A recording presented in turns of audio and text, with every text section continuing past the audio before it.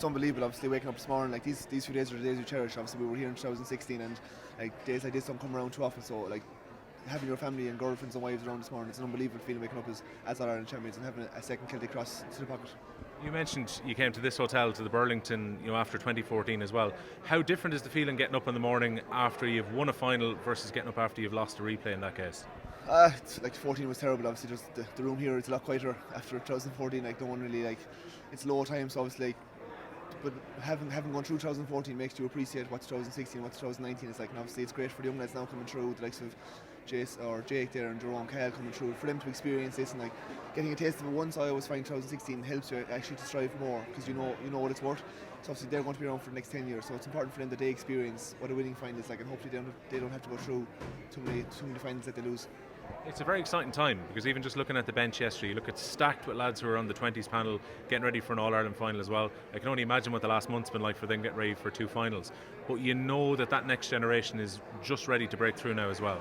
Yeah, and I suppose that would a lot of criticism we would have got over the years, that there wasn't enough, like maybe we were getting old and stuff like that. But you can see, like, especially the last 15-20 minutes against Wexford, where the youth came off the pen and the likes of the Jakes and Ger Brown came off the bench, and there was that huge injection of pace, which people would have said the Tipp didn't have over the last couple of years. So it's important. I was part of the under-21 team in 2010, and that's a week that you'll always remember for the rest of your life. So as much as the lads want to celebrate today, it's important that they get around to train now next Tuesday or Wednesday, whenever they train, to build for Saturday, that all the senior panel get behind them for Saturday evening. In that kind of half an hour or so that you hurled a man short against Wexford, do you learn a lot about your team at that stage? Because there was plenty of criticism after the Munster final. Tipp aren't going to get their level back up to where they were at the start of Munster. You're 5 points down in the game, you're a man short, and you have to just dig in and get a result. Do you learn a lot about yourself as a team in a situation like that? Yeah, I think in a couple of months' time, when we look back on the whole 2019 season, I think the last 15-20 minutes against Wexford will be the moment that we look back on that actually won this championship. Because obviously, yesterday in the second half, everything just seemed to click for us right. The ball just fell into place for us.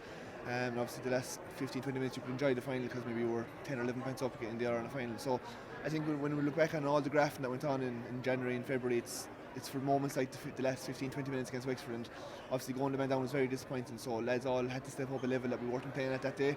So yeah, I think that 15-20 minutes is what defines this 2019 season. When it came to yesterday, do you get to enjoy that last kind of 20 minutes or so? Because after 47 minutes, when the third goal goes in, you'd imagine you look up at the scoreboard and think, right, we should really have this. Does that maybe ease the nerves off a bit, or are you still wary of a Kilkenny comeback?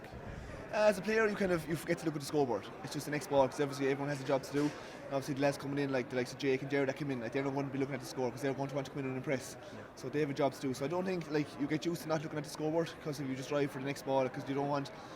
We could have took the foot off the pedal yesterday and let that back into the game. We were kind of 8 or 9 points up there with 20 minutes to go, and if they got a goal and a couple of points, it would have come back to 4 or 5 points. So you see, like Barry Heffernan there and Ron O'Meara came out with some huge balls there in the second half. So kind of it was important then that we kept 8 or 9 points up, because you don't want to give them any sniff, because obviously we've let them back into games over the last couple of years, and like all they needed is a sniff at goal with the likes of TJ and Wally Welsh there on the goal. So it was important that we kept that 8 or 9 points up, so you can enjoy the last 2 or 3 minutes. Yeah, I suppose everyone talks about your half back line. There's some great players in the half back line, but at times when lads need to come out with the ball, Heffernan and Ron O'Meara over those 2 games, the semi-final and the final, they were just immense. Yeah, unbelievable. Even Seamus Kennedy came in yesterday, and the balls they came out with are unbelievable.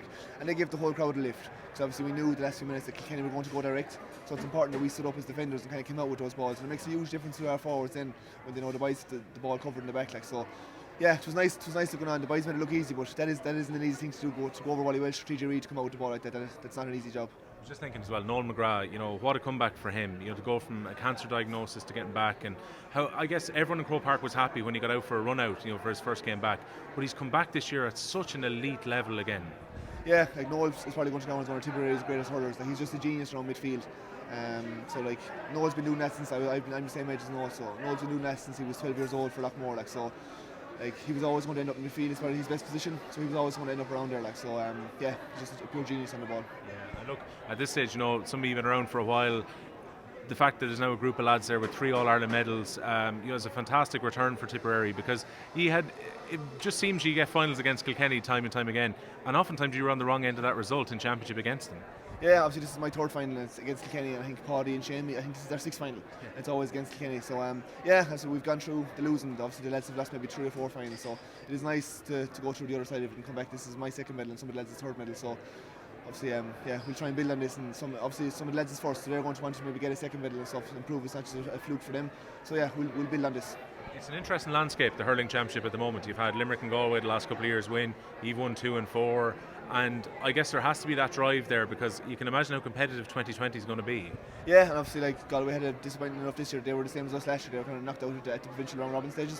So there's going to be a huge bite in them this year, and obviously Limerick are going to be disappointed after how they got beat in the semi-final. So there's 5 or 6 teams that are going to fancy their chances to win in 2020. So we'll enjoy the next few weeks, and we'll take it from there then in a few weeks' time. Liam Sheedy has just got out of his slumber from bed now this morning. What does he bring to you guys as a team? Because obviously he's just, I guess, reinvigorated things this year. Is that fair to say? Yeah, like the energy he brings, like even some of the off-season training we were doing, like Sheedy was doing all the running with us, and that energy he brings and just like the passion he has for Tipperary hurling, you can see it coming out through him. He loves hurling, and even when he was away from the whole Tipp scene, he was still coaching Portruane, and he was still coaching camogie teams, and that just shows that he's not just in it for the media or the limelight. He does just love hurling, and that passion comes out. And it's infectious, and obviously it rubs off on the likes of like Tommy Dunn and Darragh Egan, like Eamon O'Shea, another genius of a coach. Like so. I'm extremely privileged, and all of us we are, to be part of such a setup. Like we've had to ask for nothing. Like anything you've asked for, it's just been put in a plate for us. So all we do is turn up and play. That's a remarkable setup, in terms of just having a brain trust of people there with all the hurling coaching they have behind them.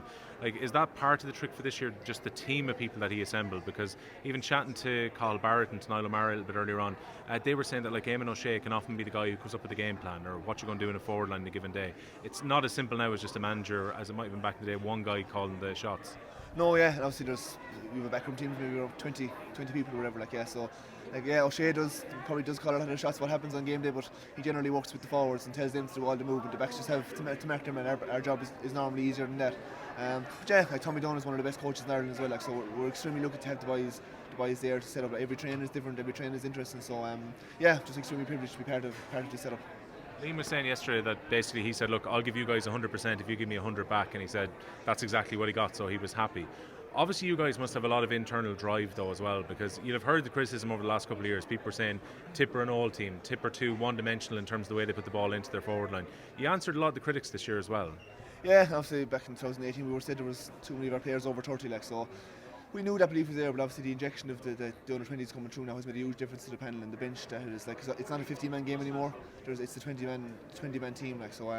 That energy that Liam has brought, Eamon has brought to the field, is huge to be part of that setup. So I don't think we're not too old yet. So hopefully we'll get another year or two out of that group of players. By the sounds of it, you got to at least enjoy last night quite a bit as well. I guess you get to let loose after a season. Yeah, he said we can enjoy ourselves for the week. So obviously it's important maybe for the likes of Jake and Jerry now and Paddy Cadell. They can enjoy themselves today, but I presume they're going to be back training tomorrow. So it's important that we roll in behind them and go down to Limerick to support the lads down there on the final next Saturday. Well, look, maybe they have to cut the celebrations a little bit because they've got a big week coming up. But in terms of Semple Stadium tonight, it was their 2016, just a remarkable night, wonderful energy and everything as well. And like Semple Stadium's the home of hurling. This is going to be a very special night for you coming up. Yeah, and 16 was my first year going through that, and it's moments I'll always have for life. Waking up this morning, having gone through, you know what you're expecting, so it kind of makes it extra nice. Obviously, the younger guys don't know what's coming down the road for them, or even today. Thurles, even the open session we had after the semi-final, there was around 10,000 people there at the open session to choose after the Wexford game.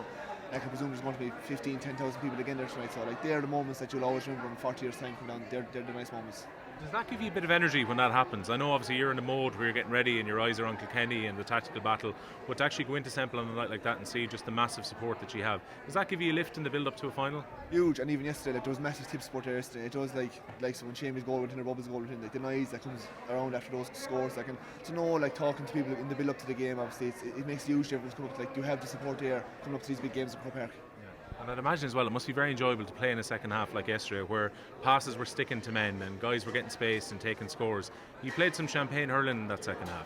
Yeah, obviously yesterday, one of the days it actually fell right, all the balls seemed to pop off us, but that's on the back of the 15-20 minutes against Wexford where things didn't go so right for us, so we had to kind of work through it and do all the hard work. So obviously yesterday was an enjoyable day, and the last 5 minutes, even for the crowd to enjoy the last 5 minutes, was nice.